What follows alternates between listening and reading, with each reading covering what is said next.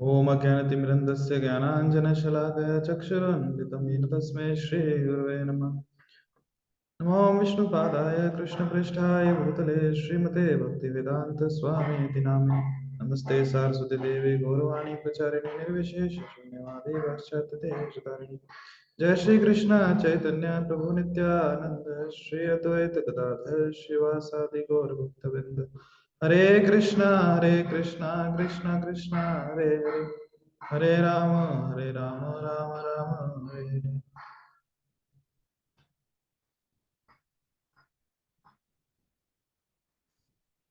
हरे कृष्णा।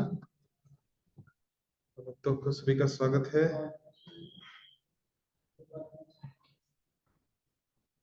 आज के इस भक्ति रसामृत सिंधु अध्ययन सत्र में। तो हम पढ़ रहे हैं अध्याय क्रमांक 9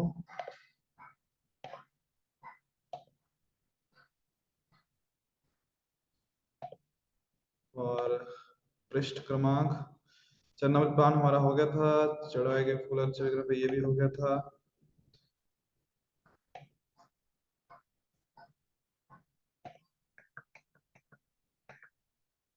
कहाँ तक हुआ था वैसे?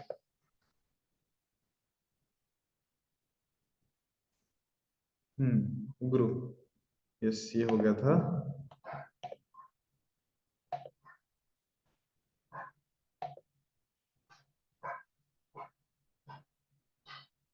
ठीक है,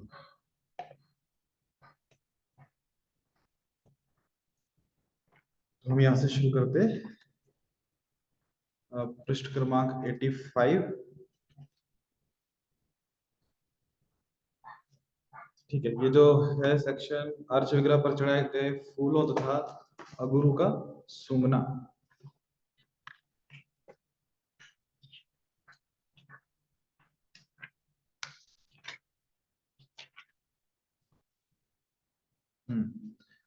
मंदिर आने वक्त पहला पैराग्राफ हमने पढ़ लिया था, दूसरा भी पढ़ लिया था, तीसरा स्टार्ट करते हैं। तंत्र शास्त्र में कहा गया है यदि मंदिर के अर्चा विग्रह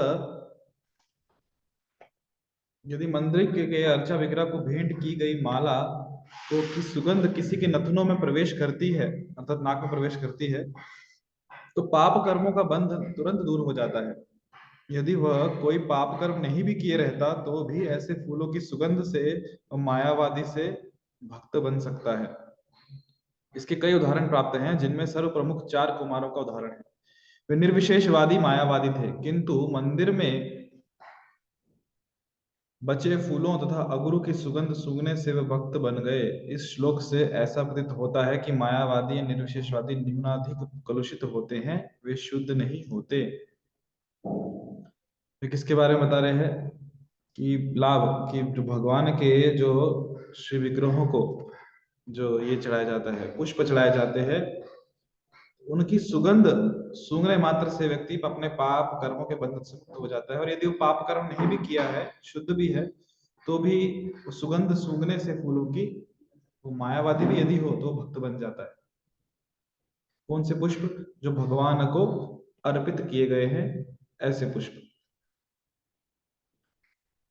उदाहरण आता है कि किस प्रकार निर्वेश विशेषवादी या मायावादी भगवान के भक्त बन सकते हैं। जो सबसे प्रमुख है या फिर सबसे विख्यात जो उदाहरण है वो चतुष कुमार का है। चतुष कुमार किस प्रकार एक बार भगवान श्री विष्णु के चरणों में पड़ी हुई तुलसी के जो पत्र रहते हैं उसका उन्होंने सुगंध ले लिया, और वो सुगंध सूंघने के बाद तुरंत भगवान के भक्त बन गए। इसी की पुष्टि श्रीमद् भागवतम में हुई है, जिसने पाप कर्मों के सभी फलों को धो नहीं डाला है, वह शुद्ध भक्त नहीं हो सकता।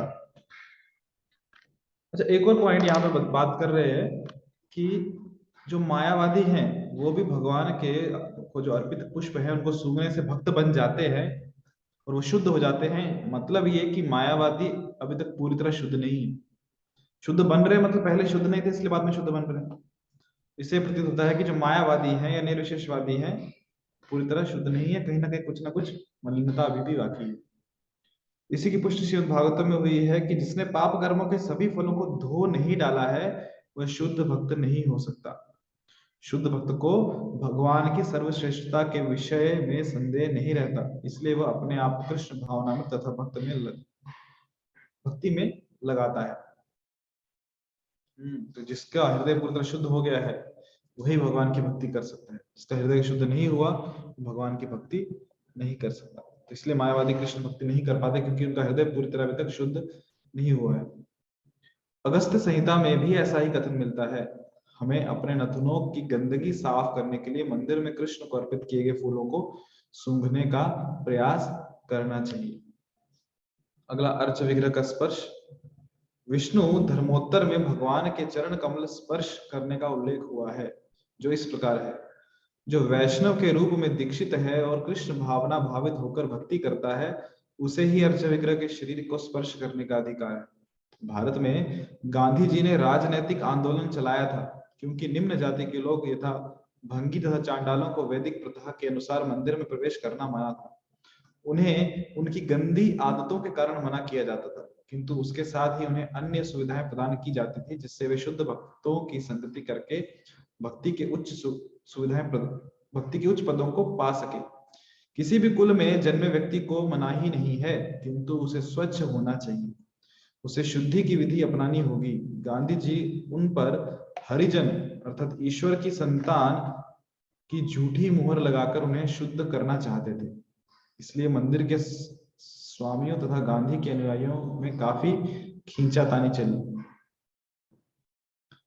तो ये हम जानते हैं कि पहली चीज तो समझते हैं कि भगवान के अर्च विग्रह को स्पर्श करने के बारे में जो कहा गया है, कौन भगवान के अर्च विग्रह को स्पर्श कर सकता है? जो वैष्णव के रूप में दीक्षित है और कृष्ण भावनात्मक होकर भक्ति करता है। जो भक्त है, भक्ति करता है, उसकी दीक्षा हुई है, तो ऐसा ही व्यक्ति भगवान के अर्च विग्रह को स्पर्श करने का अधिकारी। भारत में जैसे श्रील प्रभुपाद यहाँ बता रहे हैं कि गांधी जी ने राजनीतिक आंदोलन चलाया था, तो जो निम्न जाति के लोग हैं, जब कह रहे हैं कि सब हम एक समान है, कोई भेदभाव नहीं होना चाहिए, तो फिर इन लोगों से क्यों भेदभाव हो रहा है? उन्हें क्यों भगवान के दर्शन नहीं हो रहे? भगवान तो सबके हैं। हाँ, भगवान सबके हैं, तो इसलिए वो चाहते थे कि सबको भगवान के मंदिर में दर्शन होने चाहिए, इसलिए अलग से मंदिर बनवाए जहां भगवान को हर कोई स्पर्श कर सकता है। किसी को भी ब्राह्मण बना दिया कि आप भगवान की पूजा शुरू करो। पर जब मना किया जाता है तो क्यों मना किया जाता है? क्योंकि भगवान को स्पर्श कर रहे हैं तो कुछ उसकी शुचिता देखी जाती है, स्वच्छता देखी जाती है कि कितना व्यक्ति स्वच्छ है, बाहर से भी और भीतर से भी। क्या वो उस प्रणाली को फॉलो कर रहा है कि नहीं? हाँ, आप उस प्रणाली को फॉलो करो, आपको भी स्पर्श करने का अवसर दिया जाएगा। इस्कॉन में जो अंतरराष्ट्रीय संस्था है ये, जहाँ विश्व भर से हम लोग सब लोग भक्ति करते हैं, तो हम एक दूसरे से ऐसे कुछ छुआछूत या कुछ ऐसा नहीं है। हम सब भक्त किसी भी जाति से हो, किसी भी घराने से हो, किसी भी देश का हो, किसी भी राज्य का हो, सब साथ में बैठ के भगवान का नाम स्मरण करते हैं, कथाएं श्रवण करते हैं, प्रसाद साथ में लेते हैं, कीर्तन नृत्य साथ में करते हैं, भगवान के विग्रहों के सामने एक साथ नाचते हैं। परंतु जब बात आती है कि अर्च विग्रहों को स्पर्श करने की, उनकी सेवा करने की, तो एक प्रथा है कि इस्कॉन विशेषकर पहली दीक्षा हरिनाम दीक्षा, दूसरी दीक्षा ब्राह्मण दीक्षा, तो इन दीक्षा के बाद ही स्पर्श किया जाता है, क्योंकि स्वच्छता शुचिता का ध्यान रखा जाता है। अभी जो निम्न स्तर के जो लोग हैं, निम्न स्तर का मतलब कि जो कार्यों की वजह से जिनको के वजह स्पर्श नहीं किया जाता, मंदिर में भगवान के को स्पर्श करने को मना किया जाता है। क्यों मना किया जाता है? उनकी गंदी आदतों की वजह से मना किया जाता है, कि स्नान नहीं करना और भी जो बाकी नियम है उनका पालन नहीं करना। इसका मतलब ये नहीं कि उन्हें भक्ति करने से रोका जा रहा है, उनको अलग सुविधाएं दी गई हैं जिनके द्वारा वो भक्ति में प्रगति कर सके। और गांधी जी ने जो उनपे नाम दिया था कि हरिजन, हरिजन मतलब कि भगवान की संतान, ये झूठी मोहर लगाई थी। केवल झूठी मोहर लगा के शुद्ध करना चाहते थे कि जो गरीब लोग हैं या जो जो नीच नीच मतलब कैसे जिनको समाज ने बहिष्कृत कर दिया है, तो ये हरिजन है, मतलब भगवान की संतान है। तो क्या जो उनके पास धन है वो भगवान की संतान नहीं है?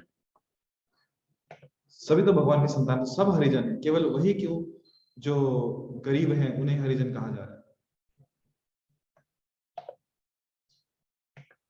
इसलिए मंदिर के स्वामी और गांधी के अनुयायियों में काफी खींचातानी चलती थी।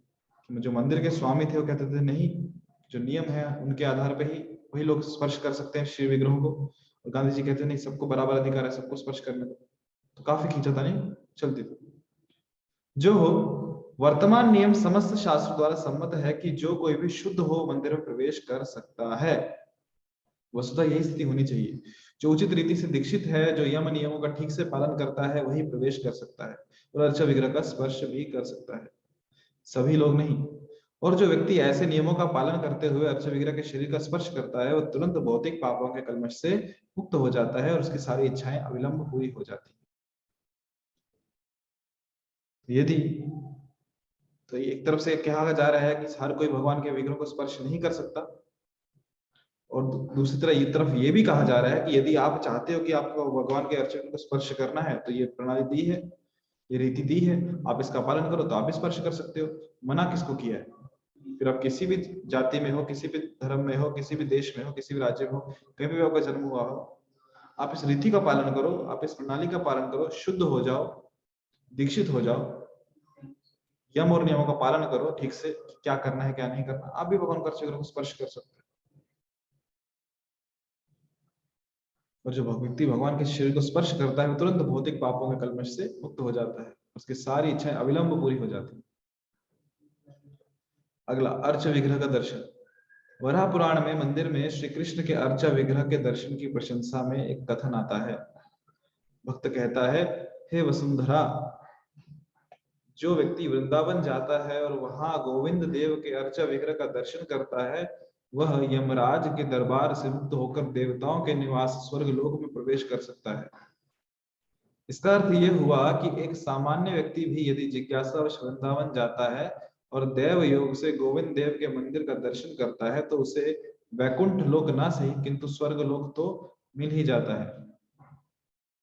इसका भाव यह है कि वृंदावन में गोविंद के अर्च विग्रह का दर्शन करने मात्र से वह पवित्र जीवन का लाभ पा सकता है। आरती तथा उत्सवों को देखना। स्कंद पुराण में अर्चा विग्रह की आरती मतलब पूजा का दर्शन करने से जो फल प्राप्त होता है, उसका वर्णन इस प्रकार है। आरती के समय यदि कोई व्यक्ति भगवान के मुख का दर्शन करता है, तो वह लाखों वर्ष पूर्व के सारे पाप कर्मों के फलों से मुक्त हो सकता है। यहाँ तक कि ब्राह्मण हत्या या अन्य वर्जित कर्मों से भी उसे क्षमा कर दिया जाता है।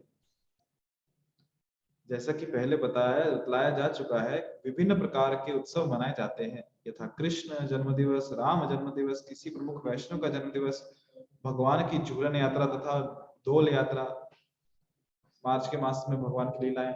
इन सारे उत्सवों में भगवान को रथ पर बैठाकर रथ को शहर की सड़कों से होकर ले जाया जाता है, जिससे लोग भगवान के दर्शनों का लाभ उठा सके। भविष्य पुराण में कहा गया है, यदि ऐसे उत्सव में चांडाल भी चाहे उत्सुकतावश ही हो, रथ पर आसीन भगवान का दर्शन करता है, तो उसकी गिनती विष्णु के संगियों में की जाती है। केवल क्यों भक्ति भाव से नहीं देख रहा भगवान का दर्शन करने, केवल ऐसे उत्सुकतावश क्या चल रहा है। कभी जब चार लोग इकट्ठे रहते तो तमाशा होता है, तो लोग दिखते ना उत्सुकतावश, उत्सुकता होती है क्या चल रहा है, क्या हो गया, तो इसी उत्सुकतावश भगवान को देख रहा है। तो केवल दर्शन मात्र से उसकी गणना कहां पे हो रही है कि भगवान विष्णु के संगियों में। अग्नि पुराण में कहा गया है, जो व्यक्ति आनंद मग्न होकर मंदिर में अर्चा विग्रह की पूजा देखता है, उसे पंच रात्र में वर्णित क्रिया योग का फल प्राप्त होगा। क्रिया योग साधना भक्ति जैसी पद्धति है, किंतु यह विशेष रूप से योगियों के लिए। दूसरे शब्दों में, इस धीमी विधि से योगी भी अंततः भगवत भक्ति को प्राप्त होते हैं। तो इतने सारे लाभ हैं किसके? भगवान के अर्च विग्रह के उत्सवों को देखना, उनकी आरती को देखना, उनके दर्शन करना। तो हम आगे बढ़ते हैं अगले अध्याय की तरफ, जो कि है 10वां अध्याय।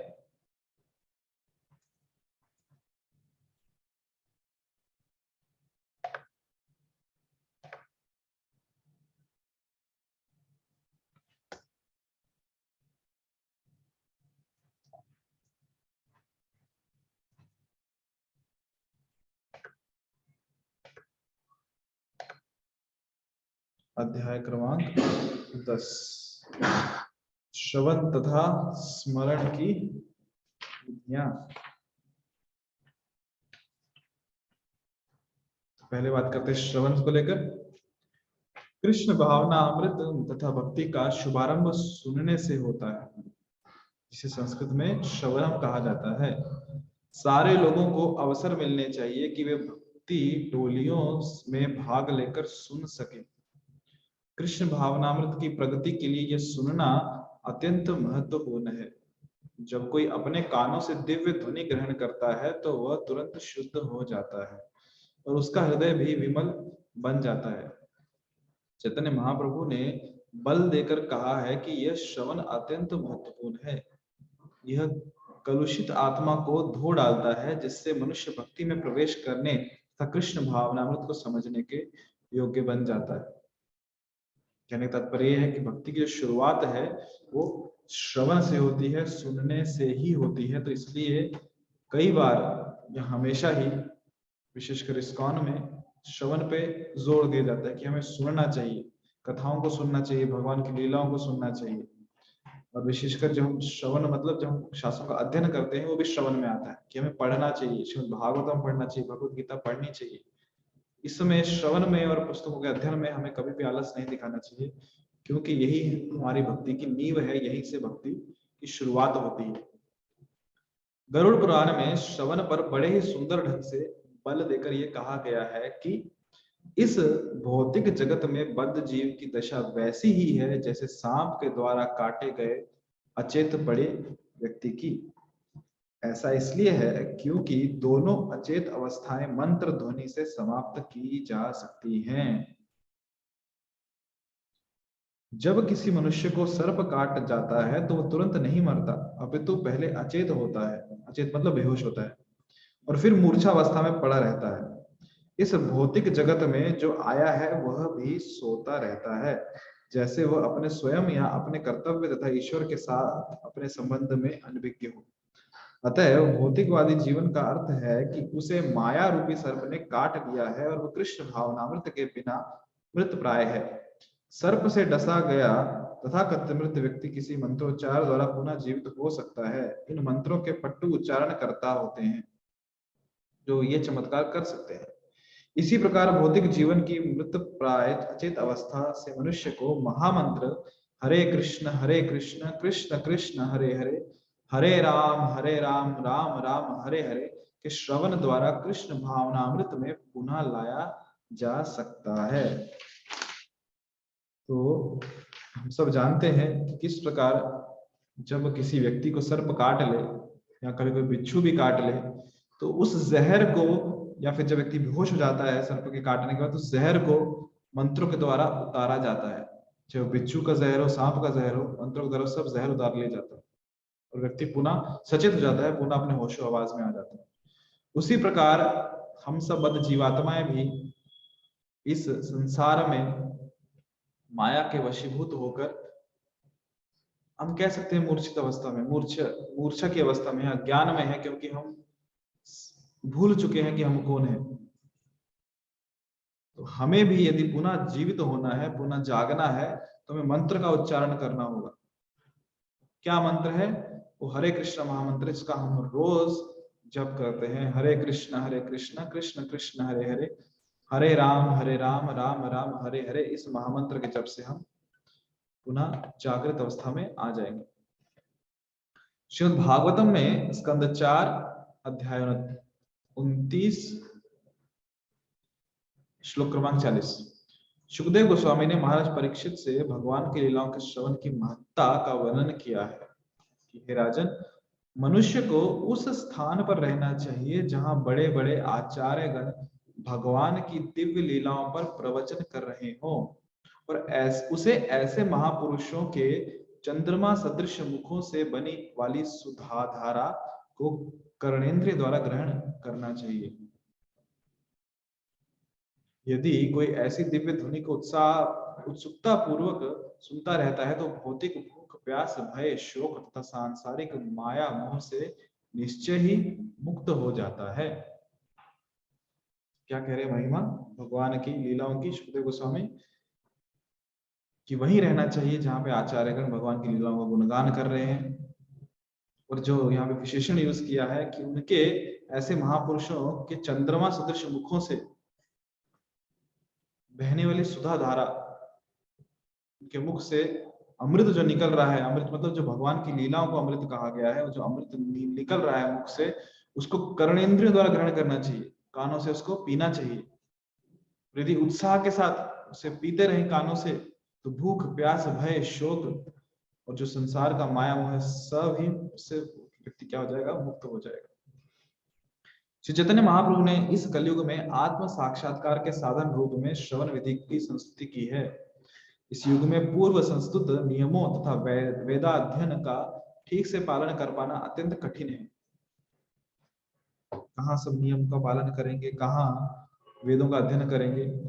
किंतु यदि कोई महान भक्तों तथा आचार्यों के शब्दों को कान से ग्रहण करता है अर्थात सुनता है, तो इतने से ही उसे समस्त भौतिक कलम से छुटकारा प्राप्त हो जाएगा। क्या करना है? केवल श्रवण करना है, सुनना है। अतएव चैतन्य महाप्रभु की संस्तुति है कि भगवान के वास्तविक भक्त अधिकारियों से श्रवण किया जाए, ऐसा नहीं कि किसी भी से भी श्रवण करो। पेशेवर वाचकों से श्रवण करने से काम नहीं चलेगा। पेशेवर वाचक मतलब जो पैसा कमाने के लिए भागवत का आश्रय लिए हैं, जो पैसा कमाने के लिए भागवत कथा कर रहे हैं, जिन्होंने उसको बिजनेस बना लिया है, ऐसे लोगों से श्रवण करने से लाभ नहीं होगा।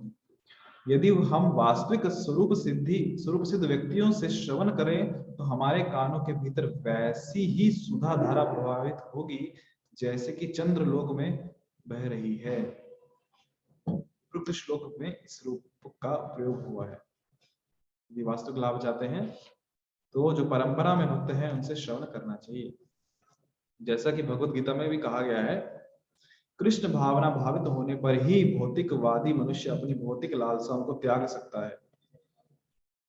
जब तक मनुष्य के पास कोई श्रेष्ठ कार्य नहीं रहता, तब तक वो अपने निम्न कार्य को नहीं त्याग सकेगा। भौतिक जगत में हर व्यक्ति अपरा शक्ति के मोहमय कार्यकलापों में लगा रहता है, किंतु जब उसे कृष्ण की पूरी शक्ति के कार्यकलापों का आस्वादन करने का अवसर प्रदान किया जाता है, तो वह अपनी तुच्छ वासनाओं को भूल जाता है। जब कृष्ण कुरुक्षेत्र के युद्ध स्थल में प्रवचन करते हैं, तो भौतिकवादी व्यक्ति को लगता है कि यह दो मित्रों का वार्तालाप मात्र है, किंतु वास्तव में ये अमृत की धारा होती है जो श्री कृष्ण के मुख से निकल कर बहती है। अर्जुन ने ऐसी वाणी सुनी और इस तरह वह समस्त भौतिक समस्याओं के मोह से मुक्त हो गया। जो कुरुक्षेत्र के युद्ध भूमि में जो संवाद चल रहा है, केवल दो मित्रों के बीच में नहीं है, वो भगवान और उनके भक्त के बीच में। और उस युद्ध भूमि के बीच में भी कृष्ण क्या कर रहे हैं? अमृत का आस्वादन ले रहे हो, कृष्ण की वाणी को सुन रहे हैं अर्जुन। और वो वाणी इतनी शक्तिशाली है कि उन्होंने अर्जुन का समस्त जो भौतिक समस्याओं का मोह था, उससे उसे मुक्त कर दिया। श्रीमद् भागवतम में स्कंद 12 अध्याय 3 श्लोक क्रमांक 15 में कहा गया है कि जो व्यक्ति कृष्ण की अनन्य भक्ति चाहता है, जिनकी प्रशंसा दिव्य ध्वनि यानी शब्द उच्चारण द्वारा की जाती है, उसे उनके यशोगान तथा दिव्य गुणों के विषय में निरंतर श्रवण करना चाहिए। इससे हृदय का समस्त प्रकार का अमंगल निश्चय ही नष्ट होगा। पूरा सब कुछ घूम फिर के कहीं पे आ रहा है, श्रवण पे आ रहा है। यदि हमें सच में अनन्य भक्ति चाहिए कृष्ण के प्रति, हमें कृष्ण के प्रति भक्ति भावना चाहिए कि हमारा जो कृष्ण प्रेम है जो सोया हुआ वापस जागृत हो जाए, तो हमें क्या करना होगा? श्रवण करना होगा। किसका? भगवान का, उनके यशोगान का, उनके दिव्य गुणों का निरंतर श्रवण करना होगा। तभी हृदय का क्या होगा? हृदय में जितने भी अमंगल है वो नष्ट हो जाएंगे।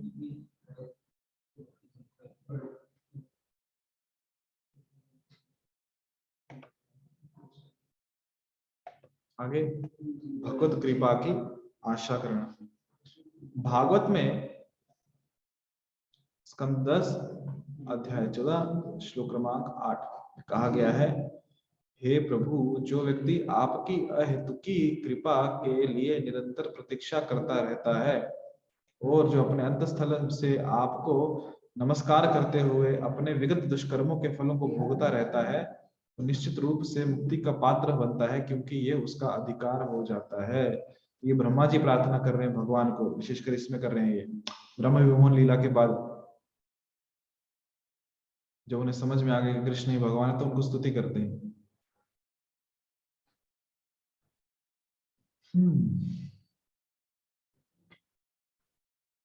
क्या श्लोक है वो?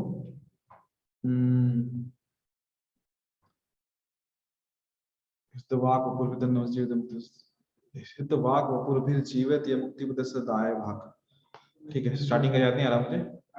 पर ब्रह्मा जी प्रार्थना कर रहे हैं कि भगवान की मुक्ति का अधिकारी कौन है, या फिर जो भगवान मुक्ति प्रदान करे उसका अधिकारी कौन है। तो पहली चीज बता रहे हैं कि वो भगवान की कृपा के लिए निरंतर प्रतीक्षा करता रहता है कि मुझे भगवान की प्रतीक्षा मिले, सॉरी कृपा मिले। दूसरा, जो अपने अंतस्थल से आपको नमस्कार करते हुए अपने जो उसने पहले के दुष्कर्म किए हैं, जो पाप कर्म किए, उनके फलों को एकदम क्या बोलते हैं, पेशेंस, धैर्य के साथ भोगता रहता है, क्योंकि उससे पता है मैंने पिछले ये जो मैं भोग रहा हूँ, जो मेरे जीवन में बुरा जो भी हो रहा है, मेरे ही पाप कर्म है पूर्व जीवन के या इसी जन्म के पूर्व, तो उनको भोगता है धैर्य पूर्वक, हमेशा भगवान को प्रणाम करते रहता है, भगवान की कृपा का अभिलाषी रहता है कि मुझे भगवान कृपा करें, भगवान मुझ पे। तो ऐसा व्यक्ति निश्चित रूप से क्या हो जाता है, भगवान की, ऐसा व्यक्ति मुक्ति का पात्र बनता है, अधिकारी है। तो भागवत का यह कथन सभी भक्तों के लिए मार्गदर्शक होना चाहिए। भक्त को अपने विगत दुष्कर्मों के फल से तुरंत राहत मिलने की आशा नहीं करनी चाहिए। कोई भी बद्धात्मा ऐसे फलों के अनुभव से मुक्त नहीं है, क्योंकि इस जगत का अर्थ है विगत कर्मों के फल स्वरूप निरंतर कष्ट का भोगना या सुख भोगना। तो हम सबका मार्गदर्शन होना चाहिए, जो ऊपर का श्लोक में देखो। तो हम हमेशा ये सोचते हैं कि हमारे जो पाप कर्म है, जो फल है, हमेशा जल्दी से खत्म हो जाए और हम सब, हमारे जीवन हमेशा सुख ही सुख हो। तो यहाँ पे कह रहे हैं कि कोई भी बदात्मा ऐसे फलों के अनुभव से मुक्त नहीं है, क्योंकि जगत का ही अर्थ है ये है कि जो हमारे पहले के कर्म है हमने की है, उनके अनुसार कष्ट भोगना या सुख भोगना। यदि कोई अपने भौतिक कर्म समाप्त कर चुका है तो उसका फिर जन्म ही नहीं होता। ये तभी संभव है जब वह कृष्ण भावना भावित कर्म करना प्रारंभ कर दे, क्योंकि ऐसे कर्मों से फल नहीं भोगना होता। इसलिए जैसे ही कोई कृष्ण भावना भावित कर्मों से पूर्ण हो जाता है, उसे इस जगत में फिर से जन्म नहीं लेना पड़ता। जो भक्त कर्म फलों से पूर्णतया मुक्त नहीं हो पाता, उसे चाहिए कि वह गंभीरता पूर्वक कृष्ण भावना भावित कर्म करता रहे, भले ही कितने ही अवरोध क्यों ना आए, पर गंभीरता पूर्वक अपना कर्म करता रहे। किसमें? कृष्ण भावना में। जब ऐसे अवरोध आ जाएं तो उसे कृष्ण का चिंतन करते हुए उनकी कृपा की आशा करनी चाहिए। यही एकमात्र सांत्वना है। यदि भक्त इस भावना से अपने दिन बिताता है तो उसका भगवत धाम जाना निश्चित है। यदि भक्त इस भावना से अपने दिन बिताता है तो उसका भगवत धाम जाना निश्चित है। ऐसे कार्यकलापों से वह भगवत धाम जाने के दावे का अधिकार प्राप्त कर लेता है।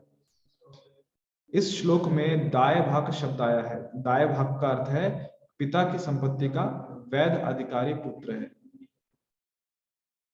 कि पुत्र को अपने यदि पिता की दौलत संपत्ति चाहिए तो उसे क्या करना होता है? कुछ विशेष कष्ट करना का होता है? नहीं, उसे केवल क्या कहते हैं, धैर्य पूर्वक अपने जीवन का निर्वाह करते रहना चाहिए। एक दिन आएगा कि पिता की प्रॉपर्टी पुत्र के ही नाम होने वाली, कुछ विशेष कष्ट नहीं करना पड़ता।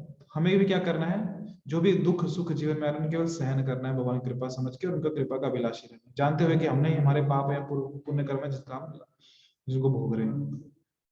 इसी तरह जो शुद्ध भक्त कृष्ण भावना भावित कार्यों को करते हुए सभी प्रकार के कलेशों को सहने के लिए तैयार रहता है, तो दिव्य धाम में प्रवेश करने का वैध पात्र बन जाता है, अधिकारी बन जाता है। तो हरे कृष्णा, हम यहाँ पे रुकते हैं। किन्हीं भक्तों का कुछ प्रश्न है तो आप पूछ सकते हो। मैं यहाँ पे माइक ऑन कर दिया। यदि आपके मन में कुछ प्रश्न है तो पूछिए, नहीं तो हम आगे बढ़ते हैं। यदि कुछ प्रश्न है तो माइक ऑन करके पूछ सकते हैं। हरे कृष्णा प्रभु जी, दंडोत प्रणाम। कृष्ण दंडोत प्रणाम माता जी। प्रभु जी, वो नेक्टर ऑफ डिवोशन डाला है ना आपने इस पे ग्रुप पे जी हाँ, वो हिंदी में होगा तो डालेंगे, मुझे इंग्लिश ज्यादा समझ में नहीं आती। हाँ, आपका नाम माता जी? Paramohini Datt, Praneeta Kanade. Okay okay, yes माता, ठीक है। और कुछ प्रश्न? कोई प्रश्न नहीं? ठीक है, हम आगे बढ़ते हैं। स्मरण। यदि कोई अपने मन में जिस भांति कृष्ण से अपना निरंतर संबंध स्थापित करता है तो यह संबंध स्मरण कहलाता है।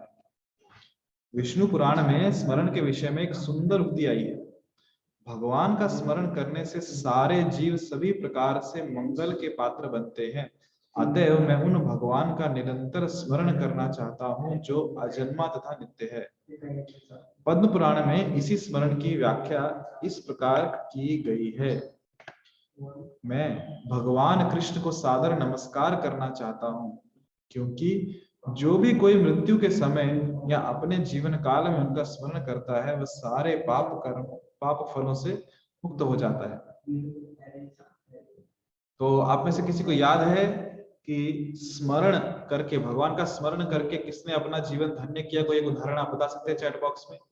कोई ऐसे हमारे आचार्य जो जिन्होंने भगवान का स्मरण करने मात्र से भगवान की प्राप्ति कर ली? यदि आपको पता है तो आप बताइए चैट बॉक्स में। तब तक हम आगे बढ़ते हैं। ध्यान। ध्यान करने का अर्थ है भगवान के स्वरूप, गुण, कर्म तथा उनकी सेवा के विषय में मन में सोचना। ध्यान का अर्थ निराकार या शून्य चिंतन नहीं होता। वैदिक साहित्य के अनुसार ध्यान सदा विष्णु के स्वरूप का ही किया जाता है। नरसिंह पुराण में भगवान के स्वरूप के ध्यान के बारे में कहा गया है। भगवान के चरण कमलों पर ध्यान एकाग्र करने को दिव्य माना गया है एवं भौतिक सुख दुख के अनुभव से परे स्वीकार किया गया है। ऐसे ध्यान से दुराचारी भी अपने जीवन के पाप फलों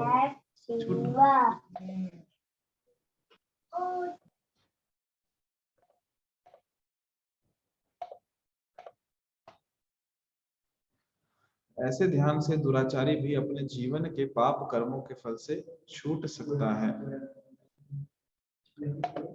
तो बहुत बहुत धन्यवाद, यहाँ पे सही बताया। प्रहलाद महाराज ने किसके उदाहरण है? स्मरण के। उन्होंने कृष्ण का स्मरण में रहते थे, हमेशा भगवान विष्णु के स्मरण में रहते थे और स्मरण से ही उन्होंने अपना जीवन धन्य कर लिया। हाँ, नीचे वाल्मीकि ऋषि कहा है। तो वाल्मीकि जो ऋषि हैं उन्होंने उनका जीवन कीर्तन से धन्य किया, नाम उच्चारण से धन्य किया। क्यों? हमेशा वो नहीं, वाल्मीकि, हाँ वाल्मीकि बराबर ना, राम जिन्होंने रामायण लिखी, तो राम राम उच्चारण करने से उनका जीवन धन्य हो गया, नारद जी के शिष्य बने वो। विष्णु धर्म में भगवान के दिव्य गुणों के ध्यान के बारे में कहा गया है। अच्छा, विशेषकर यहाँ पे जो बात है ध्यान की, ध्यान मतलब कहाँ ध्यान लगाएंगे?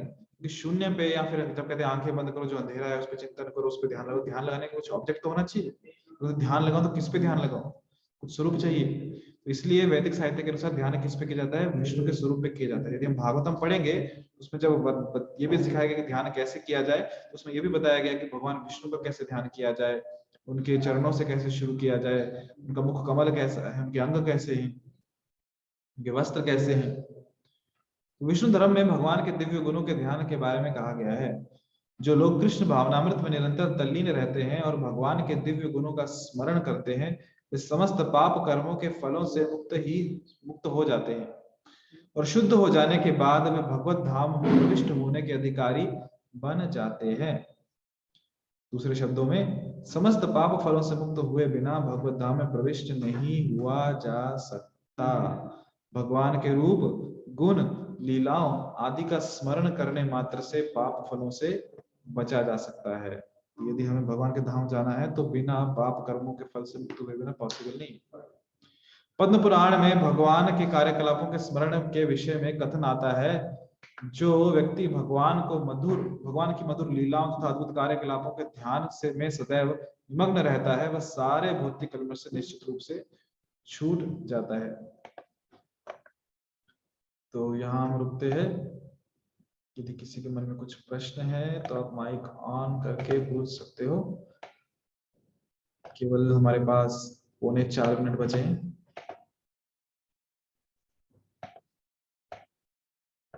कुछ प्रश्न किसी के यदि हैं तो आप माइक ऑन कर सकते हो।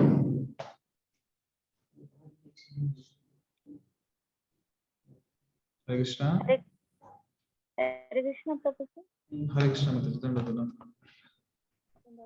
प्रभु जी प्रश्न नहीं है, लेकिन जैसे कि अभी वाल्मीकि जी का और प्रहलाद महाराज जी का नाम लिया गया, तो वैसे हम हरिदास ठाकुर जी का ले सकते हैं क्या? हाँ, ले सकते हैं।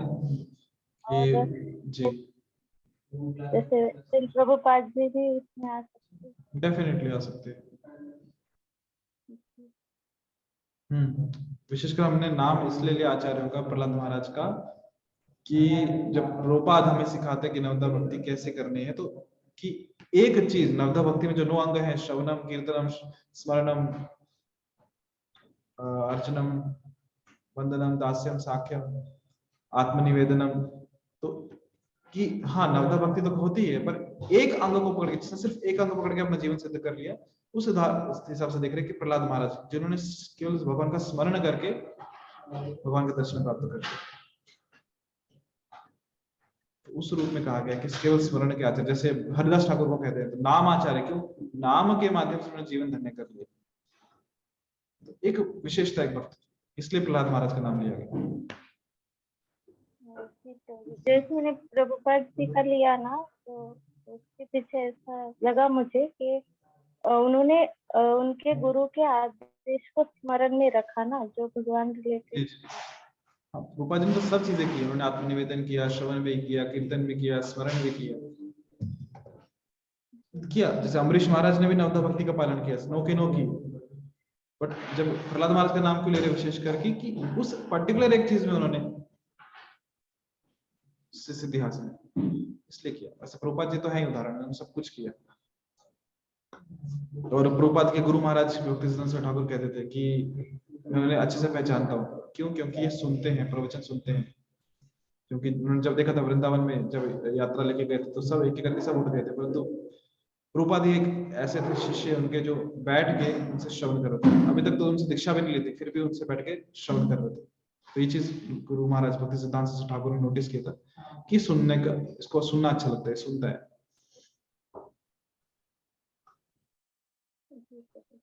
श्रवण और स्मरण ये तुम्हें नहीं पता है ना जी। सुनेंगे तो ये स्मरण में रख पाएंगे। यस।